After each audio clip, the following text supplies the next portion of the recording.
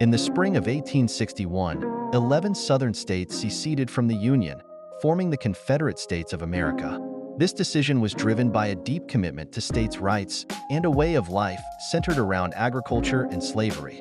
The Confederacy, under President Jefferson Davis, saw secession as a legitimate response to what they perceived as Northern aggression and an overreaching federal government. The Civil War, known as the War between the States, was a conflict of ideals and economies. The Confederates were determined to preserve their autonomy and the right to self-governance. Their soldiers, many of whom were volunteers, fought with a sense of duty to protect their homeland from what they considered an invading force.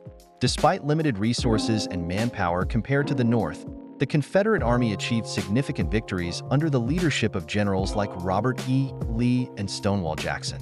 These battles, fought on familiar terrain, bolstered Southern morale and showcased their military prowess.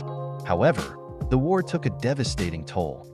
As the conflict dragged on, the Southern economy, heavily reliant on slavery and agriculture, struggled under Union blockades and the destruction of infrastructure. Cities and farmlands were ravaged, and the civilian population faced increasing hardships. The turning point came at Gettysburg in 1863, a crushing defeat for the Confederacy, followed by the fall of Vicksburg.